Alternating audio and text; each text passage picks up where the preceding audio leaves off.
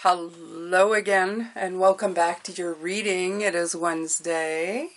Let's take a look at what the cards have to say. So we have the Death, Hangman, Eight of Cups, Three of Cups, Horizontal Line, Cross Hatch, Blank Card, and Asymmetry. Now I'm going to read you what asymmetry means because I feel that's going to be important. The description, it says the design is asymmetrical. No part of it can be bisected with a vertical or horizontal line to produce mirrored halves. In other words, you can't split it in half so it'll be mirrors of each other, right?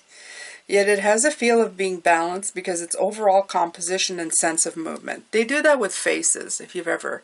We think that our faces are equally the same on each side, but they're not. If you want to know, just put a mirror and you'll see how different you look with two halves being exactly mirrored. We're not. But yet, there's asymmetry. In other words, our face fit, right?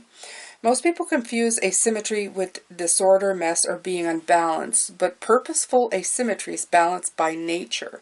When a designer refers to asymmetry as an applied concept, they're referring to a juxtaposition of different elements that yield a desired emotional or mental result. Visual balance isn't always about having perfectly mirrored or bilateral symmetry, which can sometimes be too static looking. Asymmetry creates a visual interest, guiding the eye without creating obvious distress.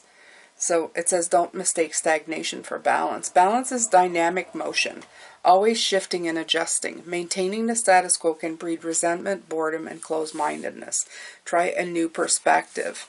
So we had the Four of Cups, which is basically what that card is. You know, boredom and getting stuck and static. But it was kind of telling you not to do that. When you look at this, the Death card with the horizontal line, it's saying the road you've been on, right? The crosshatch, or what people call hashtag underneath the Hangman, there's a whole new definition with that. The Eight of Cups as well. We talked about yesterday about seeing things in a new way, okay? Seeing things as balance, and this is coming in.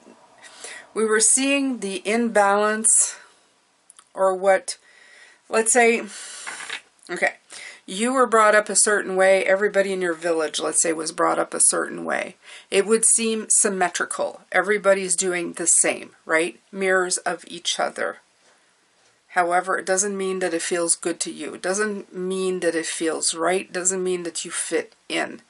Now, what you're doing in your life right now is you're seeing things in a very different way. Just like I thought identity was a very different thing until yesterday I was talking about it when I saw it in patterns and construct in a very mechanical way of seeing it. It brought a new insight to the way I think of things, right? I'm always thinking spiritual, I'm always thinking emotional, but in this case I was thinking very mechanical. And to have all those parts, it helps you see different things and helps guide you in a different direction. So, here we go. Death and the Eight of Cups together, it talks about when old patterns die, okay? How we walk away from inherited identity. The departure from what you were told you had to mirror, right? The crosshatch beneath the Hangman, it's not a hashtag. It's not pattern repetition. It's the exact center point of surrender, okay? Right in the middle. The crossroads, right? You get to a crossroads where you finally stop and ask what direction actually belongs to me. And I feel that's what the Hangman says. Although he is not really hanging in this part. You would have to do this.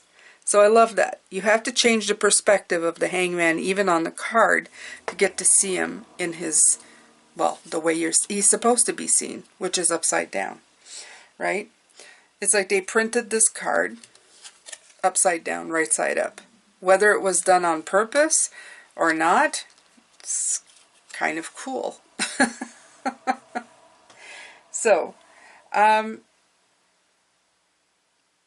The blank card that's showing up, that's a slate. That's the rewrite. That's the moment you stop being a mirror and you start becoming a maker.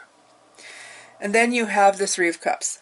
Reconnection, reintegration, finding the people, the energies, the frequency that your new pattern actually fits with, not the ones you're forced to, well, be like everybody else, the ones you were forced to emulate. Then you have asymmetry. This is the crown of the whole spread. You're not looking for someone or your life to mirror anything anymore.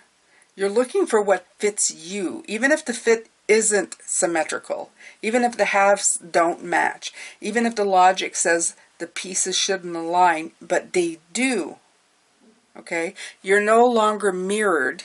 You're going into alignment. Not halves, counterpoints, not identical, interlocking. Okay?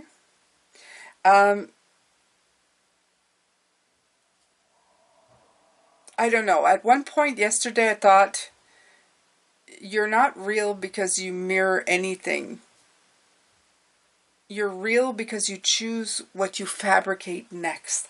And that was a real realization, right? I didn't have to mirror my trauma. I didn't have to mirror my parents.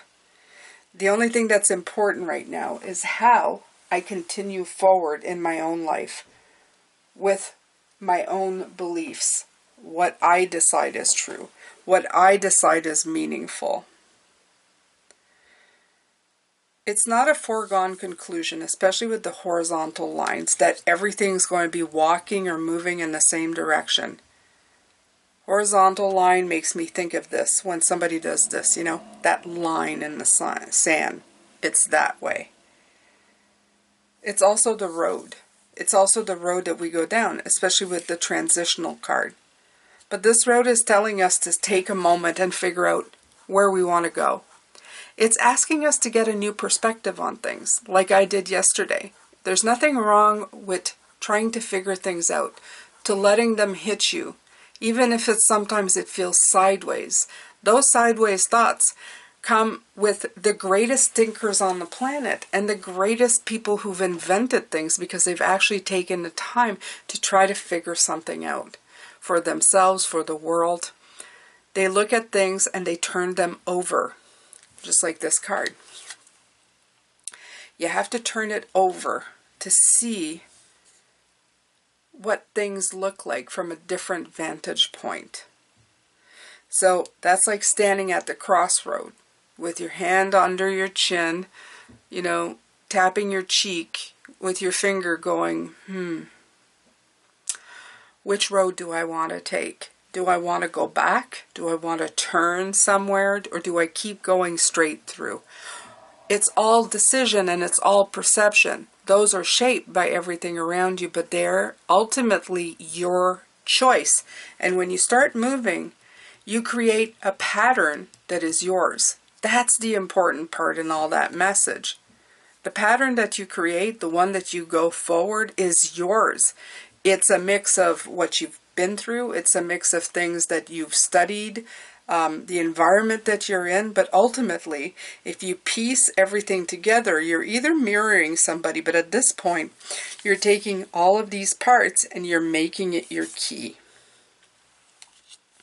You're reconnecting with the patterns and the constructs that you want, not necessarily just mirroring old ones.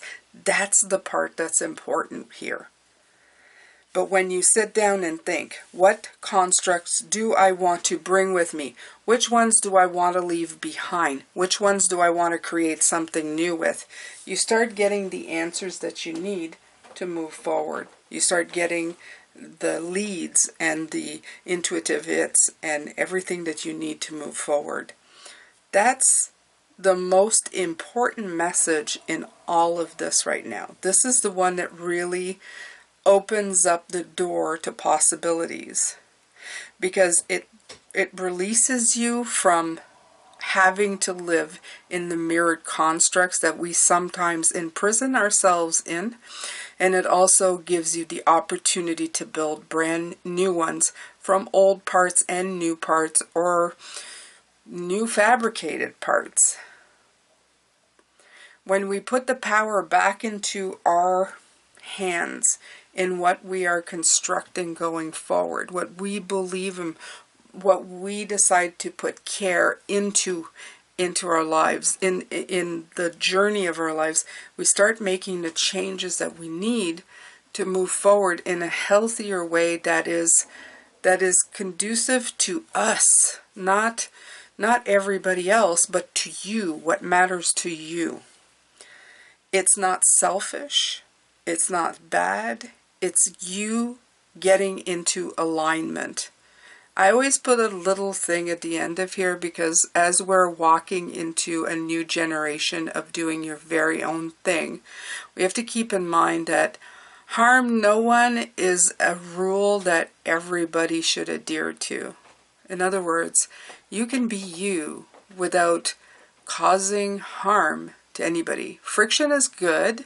Chaos will always bring on evolution, but to go forward in like knowing that my way is the highway and I know it's going to harm somebody and I don't care is probably not the best road to be going. Maybe search for different patterns, different constructs that maybe limit that kind of destructive behavior. Let's leave it at that. We have enough people on the planet causing destruction. We need more people who are actually trying to help. Thank you so much, my beautiful Pisces. As always, this has been another fantastic reading. Come back and see me tomorrow for another one. Take care.